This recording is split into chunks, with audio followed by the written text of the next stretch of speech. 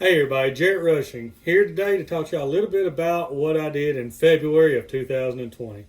We all had two different tournaments in February that were of grave importance, and that was the ABA tournament, the kickoff at Lake Ouachita, and the BFL kickoff at Lake Hamilton. Now, before I get into all the logistics and everything, I want y'all to know that I've been practicing for these tournaments both since late December and into early January, and both patterns seem to be really similar, especially since they're both highland reservoirs. So I didn't vary a whole lot with what I did, and really didn't bother me all that bad. But give you a little insight, kind of set the stage here. Both lakes that I fished, water temperature was between 49, sometimes as low as 45, 46, but usually around 49 to 51. Well, this past Saturday, I went to Lake Hamilton for BFL, and water temperature had already risen. The morning low water temperature was 50 degrees, and the daytime high was almost 55 degrees. So the water was really fluctuating in there because we had a really, really good warm snap. Likewise, something that I did not pay attention to until the middle of the day, which we're going to discuss that in detail here in just a minute, is water clarity.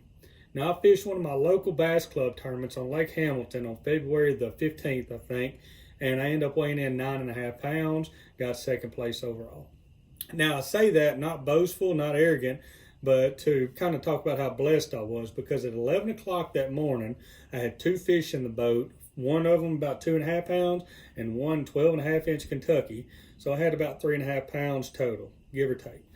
I pulled up to the Rock Causeway there at Gregor, my community hole that everybody knows about, and ended up catching 3 keepers on 5 casts. Was one of the biggest blessings I've ever had, and I couldn't have done that again if I wanted to. Now, I did catch some small fish that day, but nothing of any size. So, going back to whenever I started practicing, one thing that I decided on very first whenever I started practicing for Ouachita and Hamilton was that I wanted to settle in on one particular pattern and make it work. And this year I decided to go with the crawdad pattern. Now, I know fish are hitting shad. There were a lot of shad stacked up in the back of those creeks, but I wanted to make fish hit a bulky crawdad more than chase a big ball of shad. So I committed to 3 baits primarily. The first one is the Arky 350 red crawl. The second one is the Rapala DT6 red crawl. And then the last one was the Spro MD50 flat-sided crankbait in the red crawl color. Now, I did mix in a little bit and throw the demon color DT6 as well, but these 3 baits right there were my primary go-tos. Whenever I'd get on long points that were 7, 9, 10 feet, I would throw that Arky 350.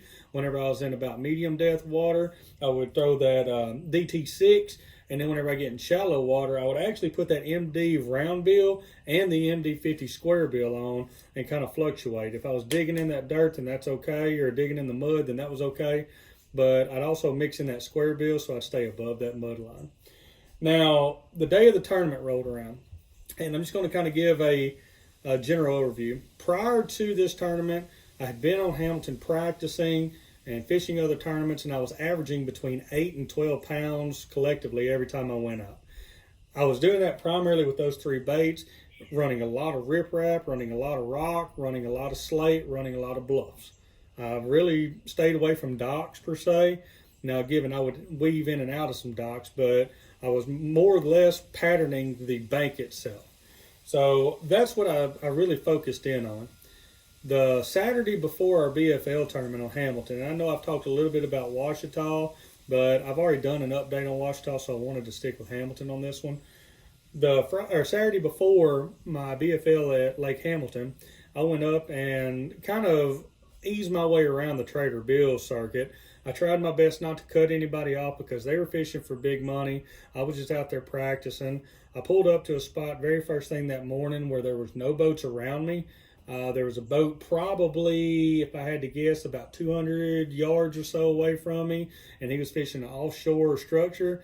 I pulled up on a bank, started down the bank, and ended up catching a 3-pounder on the Arky 350.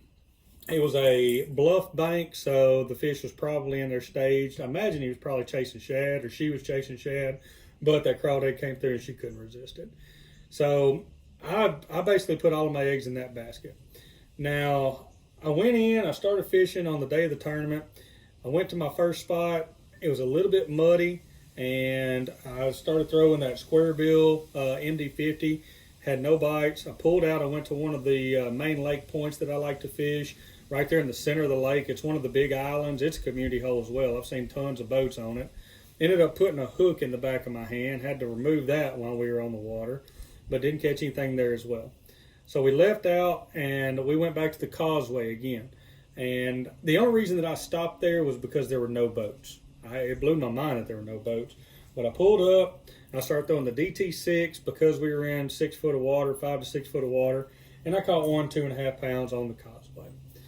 I left there and I went in and I ran some main lake points. And by main lake, I'm saying between the bridges. The duck tour bridges, if you will, and then the big 70 bridge down there halfway towards the river.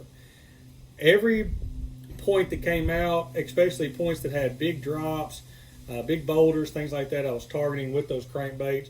Did not get a hit on those at all. So I left and I went into Stokes Creek. Now, Stokes Creek is a very well-known creek in Lake Hamilton, that is. And I went in there with the idea that maybe I catch a few Kentuckies because I had gone in there previously and caught some 12-inch Kentuckies. Every now and again I catch a good black out of there, but most everything I was catching out of that creek was Kentuckies. Went in there, we fished on and off. I ended up finally catching a small Kentucky, about 11 7/8 on a MD50.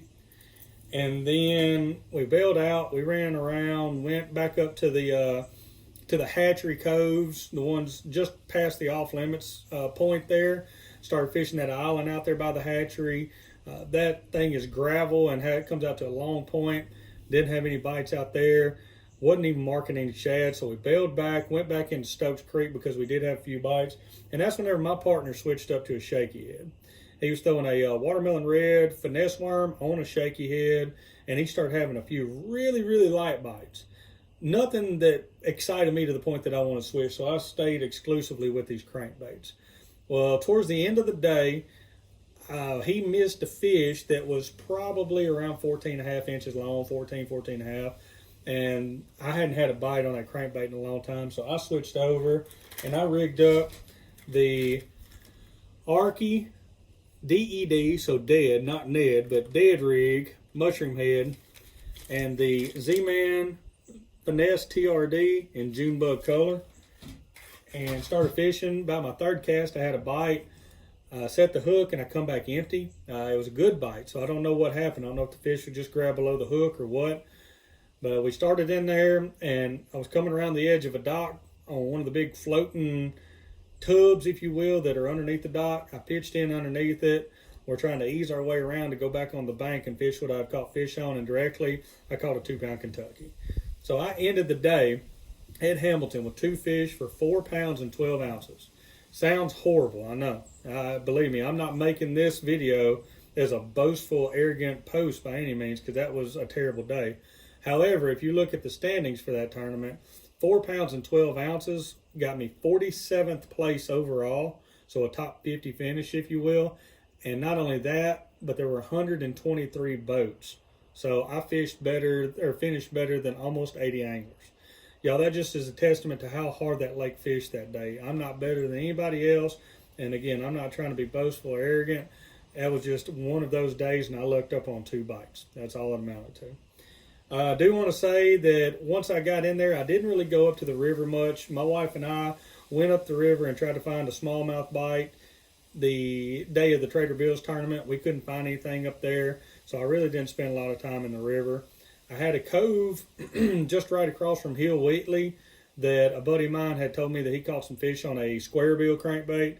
I went in there trying to catch some, and I couldn't do it.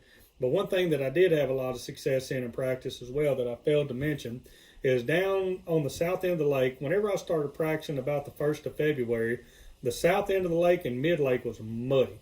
And I mean a foot of visibility or less. And north of the 70 bridge was crystal clear. It was such a weird transition there. So once I got in that muddier water, I picked up a Strike King Sexy Shad spinnerbait, 3/8 ounce, and started throwing it. and started catching a few fish on longer extended points, transitional rock banks where the bank kind of comes and curves in a little bit, and places that had nooks and crannies where fish could hide. But again, I never committed to offshore stuff. I stayed shallow, probably between 2 and 5, 6 feet mostly. I did run a couple of extended points that were in that 7 to 9 foot range. Didn't have a lot of success. I did catch a few fish on them, but for the most part, I stayed shallow. And again, the 3 baits that I committed to the most were the MD50, the DT6, and of course, old trusty, the Arky 350 Red Chrome. And that pretty much sums up what I did in December, January, and February. Again, Lake Ouachita was the same way. I was throwing a DT6 mostly off of rock banks, caught some really nice fish, had a good showing at the ABA tournament, had one fish that followed a Spro MD up at the ABA tournament and hit me at the boat. It was about a 2-pounder. Catching that would have moved me into 3rd place, I think, and got me a placing check as well as big bass. So that's just the breaks. I didn't do anything wrong. I fished really clean at Hamilton as well. Again, I just didn't get the bites. Now, one thing I do want to say is huge shout out to a bunch of the guys that finished above me, especially those guys that broke double digits, because it only took like 9 pounds, 6 ounces to get in the top 24. But my buddy John Carroll, he finished in top 5, had kicker, 6 pound, 9 ounce, if I think. So y'all go look up John Carroll Mongo Fishing. He's a really good guy, puts out a lot of good content. Congratulations again goes out to Josh Ray, Quincy Houchin. Man, all those guys did such a great job out there. 18 pounds one, 16 pounds second, and then like 4 or 5 13-pound stringers, and then all of a sudden it started falling off. So again, I committed to something. I wasn't willing to change because I hadn't practiced anything. So I stuck with my guns, threw them crawdad color baits, and although it didn't really pay off for me, it got me really good points for the season. I think I figured it up today, and where I'm sitting right now, I'm actually ahead of schedule from where I've been in the past 2 years. So let's just keep our fingers crossed, hope that by the end of the year, I'm a little bit higher. Season goal specifically for BFL is that I want it to be over the 28th place, or under, if you will. And right now I'm on pace to be about 24th or 22nd. So still got a lot of season left. There's 4 tournaments. We're going to Lake Ouachita next on March the 21st. And these patterns right here should all still hold up. It's going to be a matter of finding those couple of big girls that have moved up and getting ready to spawn. So I appreciate y'all watching this. Again, if you got any questions, feel free to drop me a comment here on YouTube, send me a Facebook message, and like always, I ask y'all to like, share, and subscribe to this channel. Like this video, comment on this video, tell me what you throw in Hamilton. That'd be a great one. Tell me what you like to throw. I'm not going to say that I could go out there and do any better, but shoot, I love hearing what other folks throw. So I appreciate all of y'all watching. I hope this is quasi-informative. I know we're in a boat under a shed, but I thank y'all for watching. And again, don't forget to like, comment, and share, and subscribe. Make sure you subscribe to this channel. Like always, y'all keep chunking.